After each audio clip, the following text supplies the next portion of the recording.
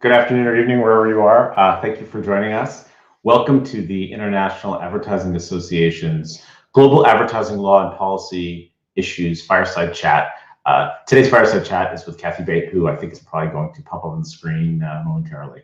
I'm Jeff Greenbaum. I am wearing a number of hats today. The first is I'm here as the chair of the International Advertising Association's Public Policy Council and as the IAA board member who is responsible for government affairs. I'm also chairman of the Global Advertising Lawyers Alliance, which is an association of advertising lawyers around the world who are experts in particular in advertising law issues. And I'm sure Kathy and I will talk about GALA a little bit too. And then finally, my day job is I'm an advertising lawyer. I'm the managing partner at Frankfurt Kernet in New York and LA. And that's what I do the rest of the time. So I want to welcome today for our fireside chat, Catherine Bate. Kathy is the Chief Legal and Policy Officer at Ad Standards Canada. She joined Ad Standards Canada in 2019. Before that, she was in private practice, and I got to know Kathy many years ago, not only in her day job as an advertising lawyer, but also as the esteemed Canadian member of the Global Advertising Lawyers Alliance. And so hopefully Kathy is going to pop up on the screen now too. Kathy, there you are. Oh, there she is. Good. Right on cue. Okay. There we go. Right. Perfect. So welcome to all of you who are joining us here either live or on replay later on. Thank you for being here. If you are watching us live, there is the ability on the various platforms to ask questions. If you do ask questions through the magic of some technology that I still don't understand, the questions will somehow make their way through whatever platform you're watching to us, and we'll check them out and we'll try to answer them as many as we possibly can. So this Fireside Chat series, this one today is the second in a series of 4 quarterly chats that we're doing over the course of the year. The first we did in the first quarter was with Stacey Foyer, who was Assistant Director of Consumer Protection, International Consumer Protection at the Federal Trade Commission. And the next one in July is going to be with Isabel Durant, who's the Acting Secretary General at the UN Conference on Trade and Development. And so what's this series about? Well, what we're doing is trying to talk to various stakeholders in the advertising regulation ecosystem. We're talking about what they do, how they develop the rules, what their goals are, and we're talking about how they work together with each other and how they work with industry. I mean, ultimately, what we're trying to do is explore the ways in which advertising rules are developed, how they're developed, and how the various stakeholders collaborate with each other and talk to each other so that we can understand the ways in which they collaborate well, the ways in which they collaborate better, and ultimately understanding ways in which that regulators and self-regulators and NGOs as well as industry can collaborate in the best possible way to create rules that ultimately will sort of serve the two goals of these kinds of systems, advertising law systems, which are one, to protect consumers, and two, to really create a regulatory environment that's fair to companies and that allows them to thrive. So that's kind of what we're after in this series. And thank you for joining us. And so now we'll jump right into Canada. And so Kathy, maybe as a sort of an introduction, you could talk a little bit about sort of what is Ad Standards Canada, and give people a little bit of background about what we're talking about today. Absolutely. So the bite-sized speaking point is Ad Standards is Canada's national independent self-regulatory organization for the advertising industry. So what does that mean? We are national, coast to coast, independent, so non-governmental, founded by industry, created by industry for the benefit of consumers, and self-regulatory. So we sit in that spot that over 50 countries around the world have these self-regulatory bodies for the industry, where we sit between and among the regulators, consumers, public interest, and industry to help to self-regulate, allow industry to regulate itself for the benefit of all of those key stakeholders. So as a self-regulatory body, can you talk a little bit about what's your jurisdiction? Like, what are you looking at? Absolutely. So our jurisdiction is really under the Canadian Code of Advertising Standards, and we'll unpack that a little bit later on. But we're one of the countries that has a self-regulatory code, and we accept complaints about advertising in virtually all media and any topics. So that's internet, print, old-fashioned, new and emerging technologies, wherever advertising can be found. And our scope is, again, compared to the US, a little broader, but is both the primary pillars of truthful, fair, and accurate, but also looking at standards issues, depictions of safety or unacceptable depictions and portrayals, all of which I know will open up. But we're looking at any message really directed towards any message trying to influence behavior, opinion, belief that is through advertising directed to Canadians. And so, who can bring complaints into the system? Sort of, when you think of sort of the U.S. regulatory system, it's largely competitor complaint driven. If you look at, for example, say the UK's SA, it's largely consumer complaint driven. So, who can bring complaints under the Canadian system, and sort of what's driving the sort of the complaints or the decisions that are being made? Absolutely. Well, we have both streams, both consumers and competitor disputes that can be brought through ad standards. The majority of our volume are consumer complaints by far. And we can get thousands of complaints adjudicated, reviewed, or considered at the staff level, those that raise issues going forward through our process. But it is complaints driven. We don't have a separate investigatory kind of arm, but it is primarily consumer. And then the same code applies in the case of advertiser disputes as well.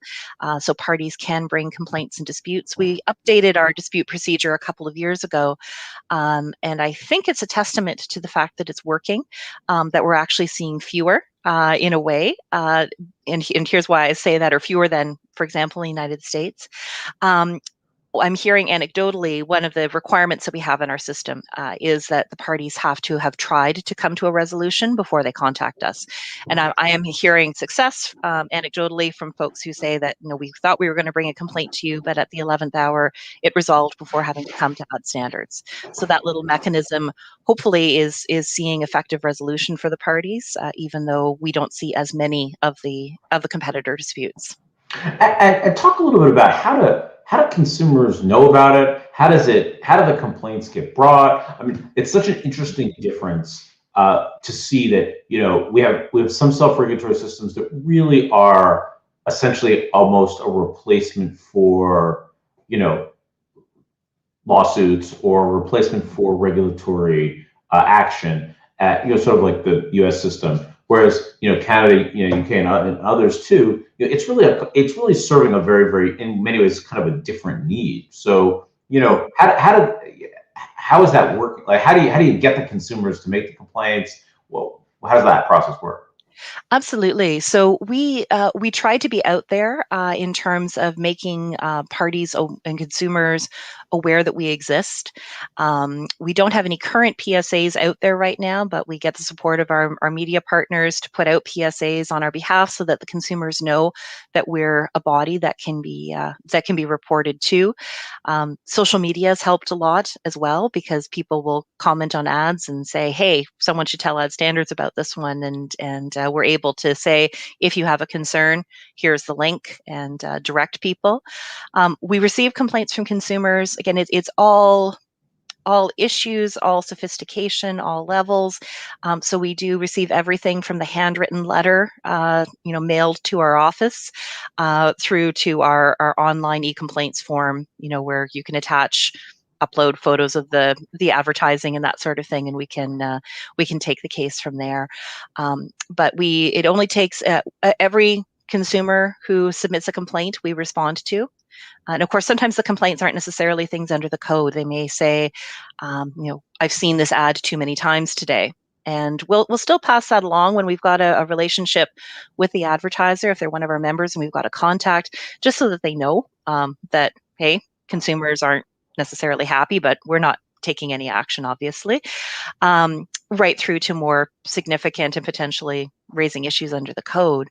And in those cases, that we are reaching out to the advertiser, member or non-member alike, in order to get a response and then to move forward through our complaints process to adjudicate. So for every consumer complaint, you look at every one and you respond to every one and you issue some sort of adjudication. You do something on every one. Yeah. Everyone hears back with a thank you for engaging with the self-regulatory system. As I say, some may be a shorter explanation as to why we're not taking any further action, and others will be to let them know if the case is moving forward. And ultimately, the consumer will find out what the resolution of their dispute was. Right. And how many consumer complaints do you get a year? What are we at? I don't have the number for this year. We're at somewhere around 1,500, 1,700 a year, Wow. right across the board. Yeah. And before we move on, it's so interesting to me. So, and do they tend to group around? Like, is it 1,700 different ads, or do you get like some ad comes out and you get 50 complaints about it? Usually there's a couple of big ones a year that will be a bulk, and we do have one allowance in our procedure. If there is one ad that ends up with 50 complaints, we will only move forward with 10 of those complaints if they're about the same issue. So if everyone is saying, I find this ad offensive, and that's typically where we get the bulk. If it's a safety issue, if it's an offensive issue, quite often those will trigger more complaints. Rare, but they happen. And when that happens, we will take the 10 that best represent kind of the usually the first 10 in are what we end up dealing with, but we ensure that all of the issues, all the potential code clauses are addressed by those complaints, and those are the ones that we kind of carry forward through the process. But everyone will hear from us just to say, thank you, we've got it, and it's moving forward. It only takes one complaint to initiate our system, so we don't wait until we have a 10 or 15 or something that would actually suggest a bigger issue. That's one way in which we know that not everybody knows about us. So we assume, and I think probably fairly, that if one consumer is complaining to us, there's a bunch more out there that would have the same issue as well. So it only takes one complaint for us to look at it and determine whether or not there could be an issue under the code. And do you find that because the system is so largely consumer complaint driven, that consumers sort of as a whole end up helping to kind of drive policy in a way? In other words, they bring an issue to your attention that suddenly becomes an ad standards focus that could lead to the development of other standards. I mean, how does the sort of consumer role in this process impact the development of the standards themselves? That's a really great question. And I would say that it's yes and no. And what do I mean by that? Yeah, the code itself hasn't changed a lot over the years. And that's largely because the code is reflective of general principles. But how it gets interpreted and how it gets applied has to be considered. The document was developed in 1963 originally. And so how it evolves in terms of application is definitely informed both by what we see in consumer responses, or consumer complaints, I should say, advertiser responses, and then the discussions around the council table. So the council itself, when a complaint comes in and it's adjudicated, it's evaluated by a panel of 7 people, 4 from industry and 3 general public, who all bring their opinions around the table. So I sit in on all of those council meetings to hear the discussions, to advise them about precedent cases, so that if there is going to be a change, they know what the past history was, where kind of the benchmarks are, and where, in cases where there's overlap with applicable law, where the law would stand as well, so that it can be a principled either following or deviation from precedent and law. But all of those, both what the consumer's concerned about, what the advertiser's concerned about, or what their response is to the complaint, and those discussions around the table help us to see what issues are emerging, where guidance to industry may be necessary, or where we need to clarify ad standards position in terms of how the code could, should, or shouldn't be interpreted in today's environment. So another piece of the sort of ad standards ecosystem is industry groups. Maybe can you talk a little bit about, can industry groups bring complaints? Do they follow separate procedures? How do they fit into the way in which ad standards considers advertising issues? Absolutely. So industry groups, there's again been a change in how we've approached industry groups over the past few years. Originally, there was a separate procedure for special interest groups to bring complaints forward. But we found more and more that the complaints were from as sophisticated groups as the other advertisers in the commercial sector themselves. So particularly with the revamp of the advertiser dispute procedure, we were able to lower fees, and now we look at special interest group complaints as another advertiser. So it may not be about commenting about a good or service, but in that attempt to sway opinion or belief or action, that advertising is captured, and so it's treated under the advertising dispute procedures. So one of the other interesting things that you mentioned is that Ad Standards doesn't bring cases on its own. In the U.S., for example, the NAD does monitor and bring cases when it decides it's something that it's interested in. Often it's because they see something they want to say something about, or something particularly newsworthy, or something like that. I would love to hear sort of what's the philosophy behind. And I think this gets to the philosophy a little bit of the organization itself. Like, why does Ad Standards not want to be in the monitoring business, or has chosen not to be in the monitoring business? Yeah, well, and part of it, I mean, we are a small but mighty team in Canada. So part of it is resourcing. Just simply with the staff that we have, we don't have the ability right now to be out there and monitoring. But it also fits our mandate to be in support and in action of consumers. So that's where, while we're not out there looking for cases, we're not looking to pick on any particular industry or any particular issue, but we're responsive to the consumers, and allow that as kind of the litmus test of what is of concern in the marketplace in that way. And I want to talk more about that too. But just Yeah. as we sort of finish this first topic, maybe can you just talk a little bit about what the procedure is? So a competitor brings a complaint, a consumer brings a complaint. Maybe just roughly kind of what happens from beginning to end, so people understand sort of what the impact of bringing a complaint is. Absolutely. So it's a little bit different. So I'll start with the consumer complaint and then talk about the disputes between the advertisers. So in the consumer complaint, as I mentioned, it only takes one complaint for us to take a look at the ad. If we see an issue, a potential issue under the code, we reach out to the advertiser first, let them know about the complaint and the substance of it, and ask for a response. In some cases, that resolves the complaint. There's a misunderstanding, there's misinformation, there is support for the claim, whatever it happens to be. But if not, then the matter moves forward to our Standards Council. Now, there is a little hiccup without complicating too much, but when we get into clauses that deal with safety and unacceptable depictions and portrayals, before the matter goes to council, the response from the advertiser goes back to the consumer. And again, that's typically because the consumer's view in terms of something that they feel is unsafe or that is unacceptable, we allow the advertiser through our process to respond directly to the consumer to explain their position on it. And sometimes that resolves the matter there. The consumer is satisfied with the response. So like, for example, there's an ad, someone's riding a skateboard down the center of the street, cars are whizzing by them, they're not wearing a helmet, the consumer complains, and the advertiser, you send it off to the advertiser, and the advertiser responds to the consumer. It's like, look, it's a professional skateboarder, it's a TV commercial, give us a break. Right? And if that's a response, in my experience, typically we'd be going to council. That's not likely to satisfy the consumer.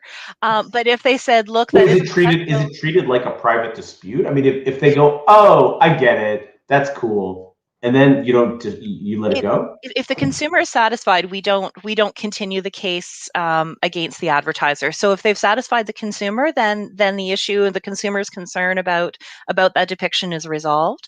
Then that's as far as we need to go. That we know that it's been managed. But if the advertiser writes back and says, "Oh, let's put the skateboarder on the sidewalk and say, I'm making things up now, but actually that's totally legal. And if you look, the skateboarder stopped at the stop sign and looked both ways, and then made his way along, and created a wide berth around the woman with her walker, and so everything is safe. The consumer may be, okay, I was having a bad day, I overreacted to the spot, I see where the advertiser is coming from, and may choose not to continue the complaint. But if they say, nope, not satisfied, then our counsel will examine it. And even if the consumer is wrongly satisfied, right? Like even if it's like, teenagers drinking beer while doing drugs, and the advertiser writes back and says, come on, it's a joke. And the consumer's like, you're right, I'm sorry. But you guys would say, fine, as long as you're happy, we're happy. That's our procedure. Yep, okay. Absolutely. And then just to continue on with the with what happens then once it gets to council, this is I think unique for some self-regulatory bodies in Canada, in terms of how we handle the complaints, in particular when we get to the advertiser disputes, in terms of how they get written up and reported. But for consumer complaints, we only issue a write-up about the case if the ad is found by council to violate the code. So if there's no violation, we don't report it. So sometimes we're just the bad news folks. If you read our case decisions, it says you can't do this, you can't do that, you can't do the other thing. Doesn't include the ones where our council has agreed with the advertiser that the advertising complied with the code. Why is that? I mean, I would think there would be some value in the direction of, hey, this is okay and this is good guidance. Why do you choose to only report the bad stuff? That's been a longstanding practice in Canada, and I don't know whether the litmus test for that and opinions about that may change over time. But the idea has been, particular, I would say, in the advertising dispute context, but even informing the consumer procedure as well.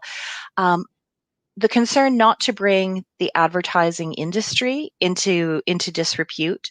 And so if there was no harm, no foul, then no case report. We can show as an organization, we can show that we're taking action and hopefully show that we're being effective through reporting where action has been taken, without reporting on the good guys who just, a consumer didn't like it, but it didn't actually trigger a concern under the code. And the same as I say, in particular for our advertiser dispute procedure, we have had a change in that, and up until that change a year or so ago, there was no report whatsoever. So even the fact that the competitors had brought a complaint to ad standards was not reported. But our new procedure allows for what I would call kind of an expedited review, short time frame, an independent panel of 3-person panel chaired by a Canadian advertising lawyer who adjudicates the case. We do report cases now where there is an adverse finding against the advertiser, but it's generic. So you'll see an advertiser made a claim related to a preference or choice, and the council found that it wasn't substantiated adequately. So it gives a sense of the types of issues that we're seeing. Hopefully it helps industry and legal and legal folks and regulatory folks to know what kinds of issues are triggering complaints and concerns, but again, doesn't actually go so far as to name the advertiser at this time. So you raised many interesting issues, but I want to dig into 2 of these because I think they're so interesting and relate to the whole ecosystem as a whole. And I think that you talked a little bit about sort of what the goals are. And so, maybe we could talk a little bit about, what does Ad Standards see as its mission? Like, who is its who is it doing it for? Who does it see as its real constituents? Absolutely. So I'll clarify perhaps first one misunderstanding that sometimes comes up, which is we are a member-based organization, but we're not there just for our members. So we're very thankful and very grateful to our members because it's their support of advertising self-regulation that allows us to do what we do, and we can't do it without our members. But we have a broader stakeholder base than just the members who support self-regulation. We are really, as I mentioned, we're created by industry, but with a view of empowering consumers with trust in advertising. So how I see it, it really is that we sit kind of in a place between three primary groups of stakeholders: the consumers, and ensuring that they can have trust in advertising, making sure that's truthful, fair, and accurate as our catchphrase, making sure that that the advertising meets standards. We on another side of that triangle, we've got the advertising industry, enforcing self-regulation so the good guys can keep doing the good things, and the outliers who might otherwise prompt a need from regulators to step in and regulate if consumers were not satisfied with the advertising. They can all play, the advertising industry can play in the sandbox knowing what the boundaries are, and hopefully help to prevent the need for additional regulation to come in. But the regulators are also our stakeholders in a sense, because we want to help compliance overall. So as I mentioned, when we consider cases around the council table, we're not oblivious to what the law would hold, whether it be cases or the Competition Bureau or other regulators, where their standards are, because we know that by enforcing our codes, we're hopefully reducing the regulator's burden, because a lot of these cases we can handle.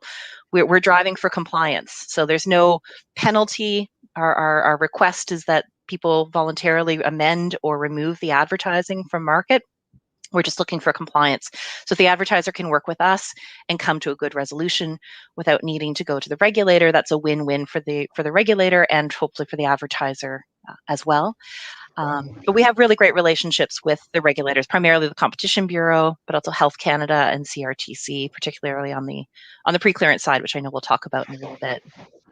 Yeah. So when you think about, I mean, it seems that there's two things here that drive two real things that drive the system, right? One is this sort of notion of consumer compliance, and really, not only responding to the consumers, but also in many cases making sure the consumer is satisfied, right? So it's very much about, we want to make sure consumers are not misled or satisfied. And then the second is this notion of the not unduly disparaging the advertising industry, right? Having the advertisers have the ability to bring these complaints and get them resolved and addressed without it becoming sort of a public thing.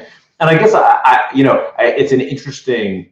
It's a very different system for many, where that you don't report who the advertiser was or what the specific advertising was or product was or something like that specifically. And I guess I wonder, how do you feel like that impacts the system? Does it encourage advertisers to participate? Does it encourage compliance? Does it, how does that play out? That's a really good question. And because it's kind of the only way we've gone, I don't know as I can say how exactly it triggers, but what we hear, again, anecdotally, or those who want to use our systems, I think it does encourage participation, because there's less of a public downside risk.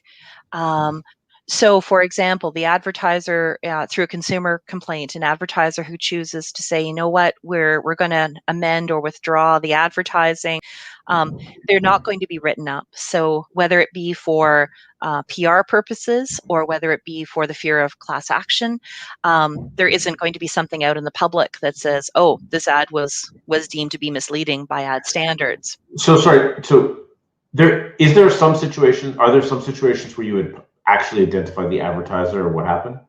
So only in consumer complaints. So in consumer complaints, and thank you, we'll clarify that. In consumer complaints, if the ad is still running and if the so when the Standards Council meets, if the advertiser says, nope, we're fine with the ad, we don't have a problem with it, we want Standards Council to adjudicate it, and they keep it in market, and don't tell us that they're going to withdraw or amend it permanently. In those cases, then we will name the advertiser. So that's the one place where you will see in our case summaries identified cases as well as non-identified cases that will say a consumer complained about the ad, and it will name the ads, the industry, and we'll talk a little bit about what the council had a problem with. Okay, so I'm a consumer. I say, this detergent said it made my clothes clean and it didn't, and you agreed with me, and you go and you tell the company to pull it, and they say, no, we think it does. Then you write them up and you publish it, and that's just. And it's actually one step before that. So when we go to the advertiser in our dispute, so we get the complaint that says this detergent was supposed to make my clothes clean and it didn't. And we say, advertiser, what do you have to say about it? And they say, well, no, we really think that it does. And we stand behind our ad. Then Standards Council meets and adjudicates it. And if they say, yeah, we like what the advertiser said, we think it did make the clothes clean and this consumer didn't use it right, so or whatever it happens to be, but we think the advertiser substantiated their claim, then no harm, no foul, no report. But if the ad is still in market when the council meets and they say, nope, this is not an okay ad under the code, then we will name the advertiser. Like, you don't get a second bite at the apple. You don't get to say, fine, we'll pull it then. No, you get to appeal, but you appeal the decision, but not another bite at the apple. The case would be written up. We do allow the advertiser to put in a statement, which they sometimes do, to balance the decision, but there is no second bite of the apple. Now that is different from the advertising disputes when it's competitor versus competitor. There, the competitors aren't named, except if they say, well, fine, we disagree, we don't think Ad Standards has jurisdiction over us, or we disagree and think that the council, the panel adjudicating the case came to the wrong decision, we're not pulling the ad, or we're not doing so in a timely manner. Then we do have the ability in our procedure to report that case. So that would be when we name them. And in those instances, we also have the ability to forward those cases to the Competition Bureau. So while we don't have the power to impose fines or seek remedies under the court or injunctions or anything like that, if we, in the very rare instance, and we say it's less than 1% of our cases, one or two in a year, of consumer and competitors. But if we do end up in that situation where someone is not complying, we have the ability to forward that case to the Competition Bureau and for them to decide how they wish to proceed with that. So consumer complains, if I address it right away before the council has to consider it, you don't publish. If it's a competitor procedure, you go through the whole process, and so long as you comply with the council's decision, then there's no publicity. Exactly. So you have a lot of options here to not make it public. What do you think? And what do you think drives compliance here? I mean, I think in the U.S. system, since that's what I'm most familiar with, the NAD tends to really tout its relationship with the Federal Trade Commission and sort of say, like, look, you don't comply, it's going to the FTC, the complaint goes to the top of the pile, we have this partnership with them, they're going to really back us up here. And I think that my sense is that there's a real belief that having the stick is really important for enforcement, because the fear being that if it's not enough that the decision is published, you have to really be afraid of government stepping in. Do you feel it sounds to me like the threat of Competition Bureau from a compliance standpoint, it isn't the driver for compliance here? I don't think so. And I mean, I should say it's all of my opinions are my opinions in here. So this is again just my opinion in terms of what really drives it. And I hope I'm not naive in saying this, but I think that it's true that there is a real trust in the system as well, that's evolved over time. And I don't think it is the stick of the Competition Bureau. That's always kind of there. But it's not the case, for example, that we get to the point and say, oh, we're going to report you to the Bureau, and then the party says, oh, okay, I'll back up. Really, we find fantastic engagement from most vast majority of advertisers, even coming back to us to say, okay, if we tweak the ad in this way, would that satisfy? So really looking for that partnership where we can assist in compliance. And I think it's really driven by, again, doing the right thing primarily for consumers rather than for the regulators in most instances. Because if we're dealing with a complaint, it's usually more than one person that probably has an issue with that ad.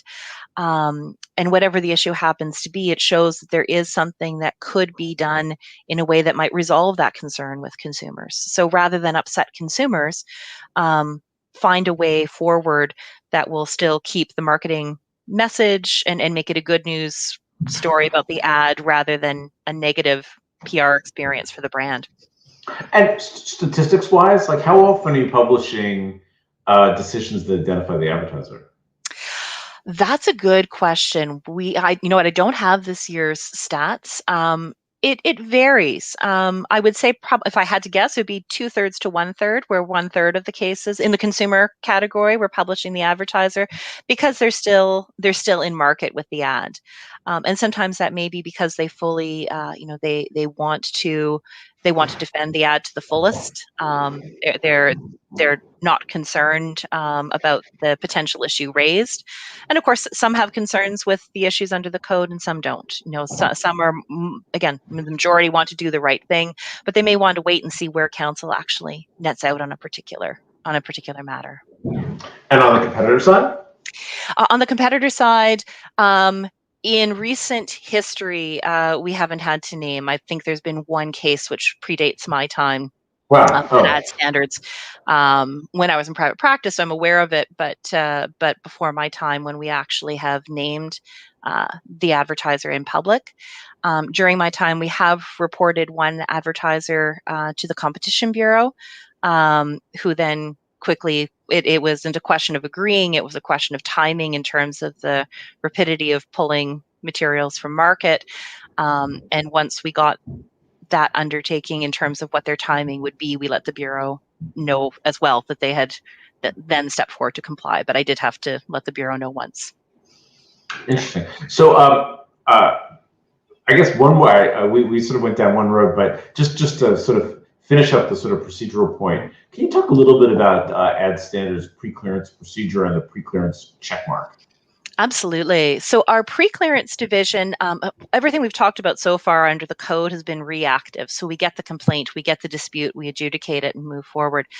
Pre-clearance is the way that we help advertisers before advertising goes to market. So ideally, we're seeing these materials before they're even shot, and in script and development to help advertisers comply with applicable laws. So again, not the code, but looking at issues under the Food and Drugs Act, alcoholic beverage advertising regulation provincially, CRTC's codes dealing with alcohol and with children's advertising. And the pre-clearance system is there.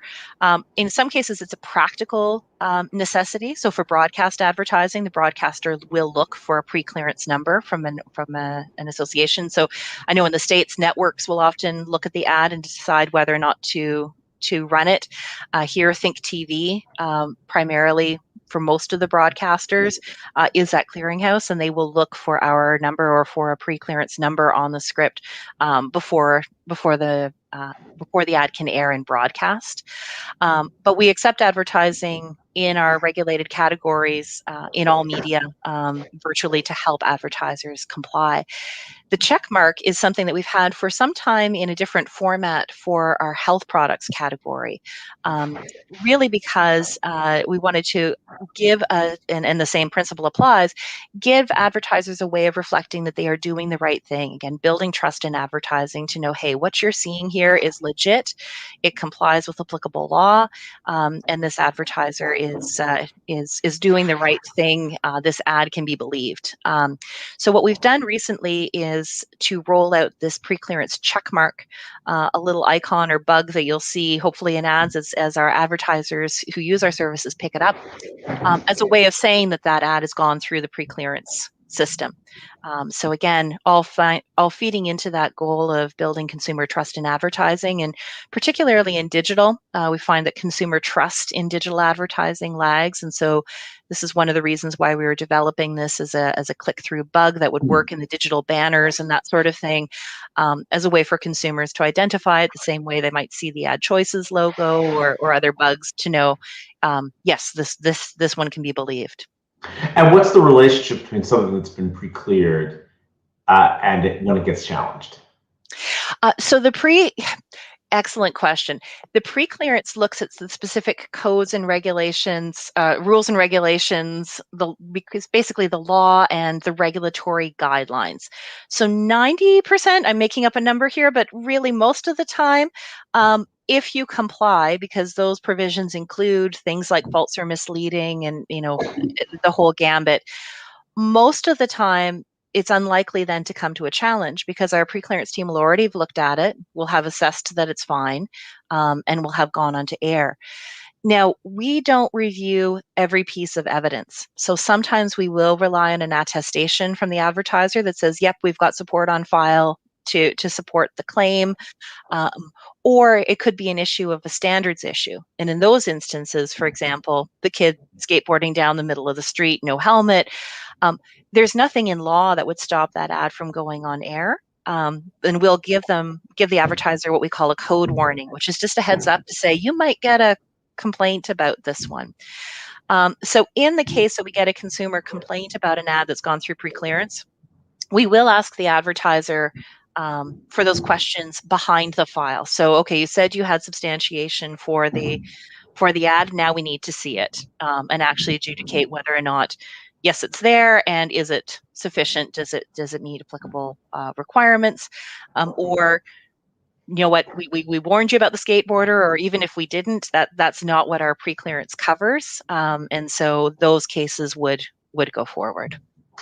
So you talked a little about the code and the guidance and the law, and I think this is a perfect segue to let's now dig into a little bit about how ad standards fits into sort of the regulatory ecosystem. So maybe you could talk about sort of the code, give us a rough breakdown of what the code covers, and then sort of talk about what does Canadian false advertising law cover, and so we can sort of see how those two are working together, and then we'll take it from there. Absolutely. So starting with the code. So the code has 14 clauses. And as I say, I kind of put it into two buckets, one being the false or misleading or truthful, fair, and accurate category, and then the other being those standards issues, the safety, acceptable depictions, and the like. So in the case of the false or misleading, most of the provisions closely parallel the Competition Act. So Canada's federal regulation dealing with false or misleading advertising, the Competition Act enforced by the Competition Bureau, which looks under Canadian law. It's examining representations made to the public that could be that are misleading in some material respect, as well as pricing issues. So our code deals with the obligation that things not be false or misleading, whether by omission, leaving out important information, commission, just saying or depicting something that's false on its face, or misleading in terms of the general impression created by the ad. And that concept also mirrors Canadian law, that an ad's not just black or white, but there is also the question of what is the consumer takeaway, and that informs whether or not the ad is truthful or misleading.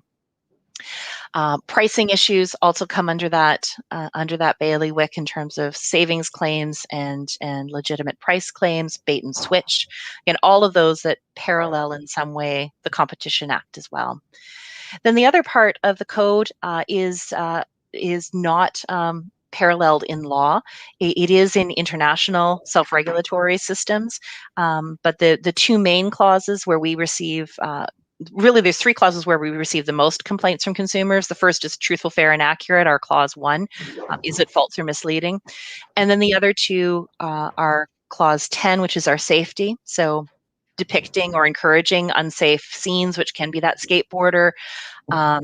And then clause 14, which is unacceptable depictions and portrayals. And that's the sexist depictions, racist depictions, seeming to encourage unlawful behavior, those sorts of things that fall into clause 14, with the catch-all being standards that contravene standards of public decency. And has the clause 14, the portrayal standard, has that always been a part of your code? It has been. It has been. So that's nothing new for us. That's been in existence for, I think, right from the very beginning. It's a particular interesting issue for me, not only because of I think my own personal view of the importance of having a clause like that in your self-regulatory system and sort of, allowing industry to push advertisers further than the law can or should do. But, the US system doesn't have that, or at least in the main self-regulatory system, it doesn't have that. And I know there's lots of discussions going on right now, but whether it will. Truth in advertising is, it has some sort of straightforward aspects of it. I mean, do you have proper evidence to support your claim? Is it true or not? You've got you've got clause 14, but you've also got your special gender portrayal guidelines as well. How do you have trouble? Is it more challenging to address these kinds of issues, in terms of just, making a subjective judgment about whether something's appropriate or not? And I'd love to hear a little bit about the process and sort of the kinds of feedback you get from the public, from industry about, how you apply these types of standards. Absolutely, and this is one, we always work to try and get this right. Particularly, we're seeing more complaints about this issue on all sides of the issues, and questions about depictions of particular groups, people, identities, race, gender, everything, now for obvious reasons. This is really, I would say, the vast majority, if not exclusion or to the exclusion of any cases in the advertiser dispute, these really come up through consumer complaints. It's the consumers that are raising issues about what they perceive in the advertising. And we benefit from having that panel of 7 people coming around the table. So how the procedure works, and it's the same procedure if it's a false or misleading advertising claim, truth in advertising. But as you might imagine, the discussions are often much more expansive when counsel meets to discuss these more standards, the softer subjective clauses. And really, I think one of the strengths of our procedure is that we ask the counsel to come with their views. And again, it's 4 from industry and 3 from general public, volunteers from across spectrum. So when we poll members for our roster, we try to pull from all corners as we can to bring various voices and perspectives around the table. And we encourage, actually our chair requires, in each case, our council chairs start by going around the table, and each person is asked to come with their opinion and state their opinion. And some people will say by the time they get to the 7th person, this was my opinion coming in and I'm starting to move. But we ask everyone to come with their opinion first, so that, again, we can have that unvarnished, really, what do you think? What is your takeaway? And then there's an open discussion in terms of people will change their opinions. There'll be questions about how the code should apply, what the standards really should be, what the depiction could be perceived as, either from a particular community's perspective, from the general public's perspective, from each individual council member's perspective. And I won't say that the council always gets it right, but I will say that we very rarely have had appeals or complaints come back to us about those discussions. So as right as it can be, it seems to be working.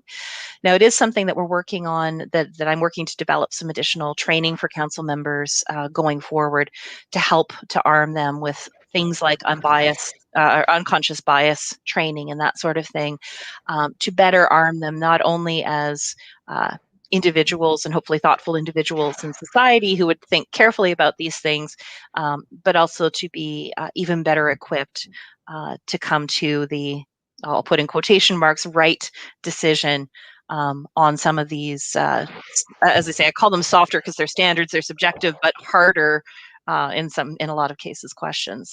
Well, what's interesting also is that built into the mechanism at the most basic level of the ad standard system is the point of view of industry and the point of view of consumers, right? Ad standards isn't operating, making these decisions on its own ever, right? No. It's all built into, these sort of core stakeholders in the process, and sort of looking at what do we believe makes sense.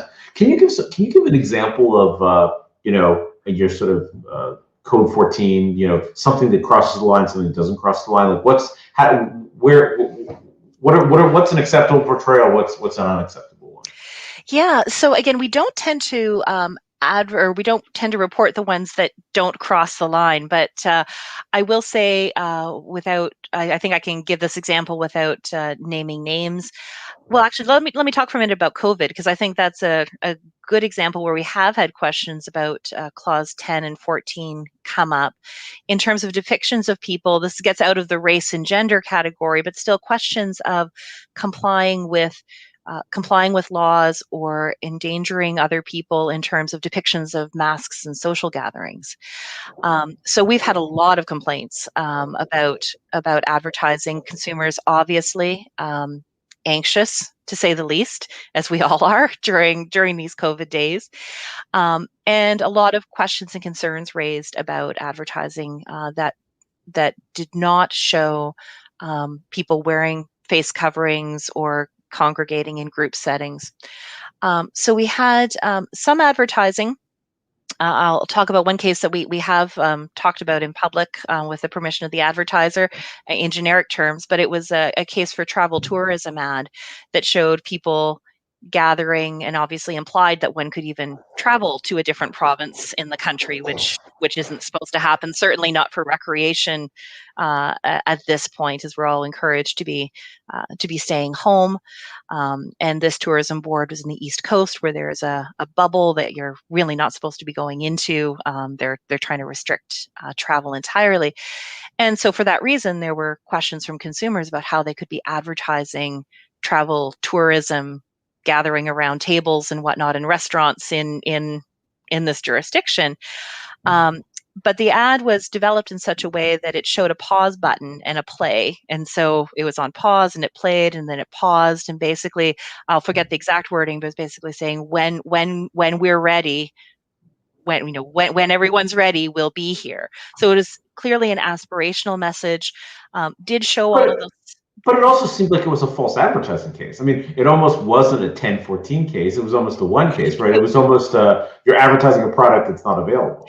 And that was there as well. But it was also the depictions in the ad in terms of whether you could go, but also whether you should go. Now, but I also think some of the guidance you guys have given, right, has been that you've wanted to show in advertising during the pandemic people wearing masks and things like that, and like you've taken a more proactive role in saying you should, if you're showing people in advertising engaging in behavior, it should reflect the current standards of behavior at the moment. Well, we've given those guidelines really at the request of industry, because I mean, there's a lot of questions as to how on earth people were supposed to show what normal is when normal keeps changing. So those guidelines are really intended to be best practices, and we've tried to be clear that that's not only for compliance with the code, but also if you want to be sensitive to consumer concerns. Because while we have received a lot of complaints, we've had very few cases, actually, relatively speaking, that have found there to be a violation. And actually, in no case has a complaint been upheld where it was a case of people not wearing face coverings or gathering in groups. In those cases, there was always either an aspirational element, or as a family setting, or it was something that was not actually encouraging people to engage in unsafe behavior, either as determined by the consumer who got the advertiser's response and said, "Oh, I'm okay with that," or by our counsel who said, "No, this is okay. Not everyone has to be behind a mask. There are situations where, like that travel ad, it's clearly aspirational, or where it's a family unit, or where the people are, whatever the situation happens to be, that's a-okay." It's So funny because we haven't said you have to wear masks, but it's for the advertisers who want to understand where the concern is with consumers, that if you do put people together, there are going to be complaints about your ad. well, that's interesting because in the U.S. we've kind of taken a different approach, which has been that advertising, not surprising, is an idealized version of ourselves. And in many ways, advertising over the last year kind of has pretended that COVID doesn't exist, and that it shows what life is going to be like either before or after, unless the ad was very specific about procedures related to it. But I want to touch on one phrase because it's so important to sort of the issues that are on our minds at IA. Is you said at the request of industry. We gave this guidance at the request of industry. So can you talk about what is the interaction between the way in which, or what are the ways in which IAA is collaborating with industry, issuing guidance at the request of industry? What role does industry play in issuing that guidance? How does that work? So, in the case of the COVID guidelines, it was simply one of the industry associations saying, we're getting a lot of questions about this. Help. What do we tell our members? And so we said, okay, we can figure out what's happening, and we've got the data about what kind of complaints are coming in, where consumers are upset. And so I should say it was at the request of industry. It was really the industry saying to us, what should we be telling our members? And I said, well, we can tell your members and all of industry what we see and give some recommendations. So sometimes it will be those kind of informal, we'll hear the requests that come in, or it can be a one-off from an advertiser who says, help, how does the code apply here? And then we know that, again, chances are they're not the only ones wondering that, and we can provide that further information to industry to help to inform how the code could be interpreted going forward. And maybe this is how the influencer guidelines were developed as well. So the influencer guidelines was a little bit different, and is so that's more of the. So I was talking about there was kind of the informal. Oh, we hear the buzz, or we get the one-off questions, or we're asked, what does Ad Standards think about this, and so we issue something. For the influencers, this was an initiative from Ad Standards, again recognizing that there were questions.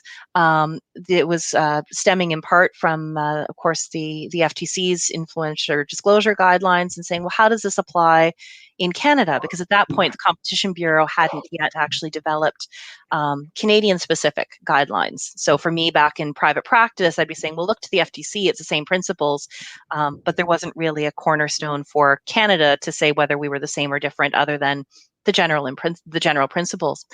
So what Ad Standards did was to invite influencers, a panel of industry members, to determine in their own estimations and with the support from Ad Standards as to what would satisfy, what would be the best practices. This is the gold star practice for advertising influencer disclosure guideline for disclosure questions in influencer advertising. So that's something that Ad Standards is really proud of in terms of bringing together these folks within the industry. As a pure, self-regulatory model. As industry members, we're going to decide what the gold star standard should be for industry in terms of those disclosure obligations. And the guidelines were formed, say, primarily with those influencers meeting around the table. It was informed with input from ICAS, which is the Association of Advertising Self-Regulatory Bodies across the globe, asking for input in terms of what all of those countries did, and looking at those models and what should be adopted, what could be adopted, what shouldn't be adopted for Canada, and looking at the law.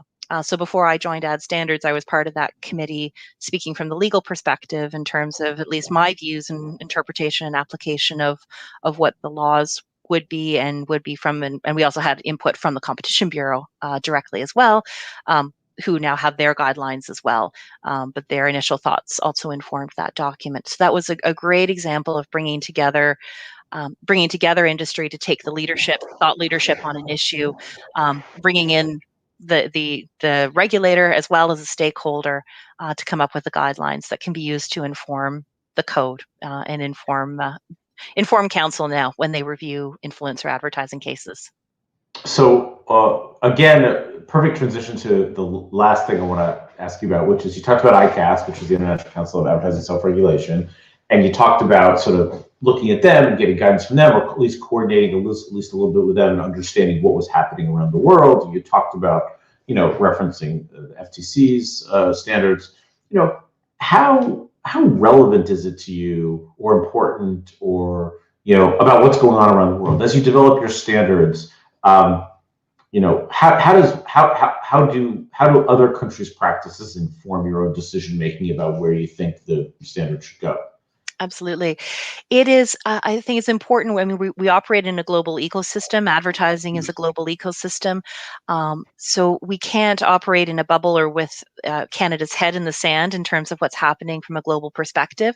We will look at the Canadian the particular Canadian issues, what's coming from Canadian consumers, what's relevant and applicable to the Canadian law or Canadian industry. But when we look at issues, we will often reach out through ICAS and find out what other countries are doing. And in some cases, it may be because it's come up in other countries already. And so those trends are, if the FTC is already talking about it, then it's likely something that our Competition Bureau, if they're not already talking about it in the back end, maybe coming out with something publicly soon. Or trends of concerns globally that inform standards.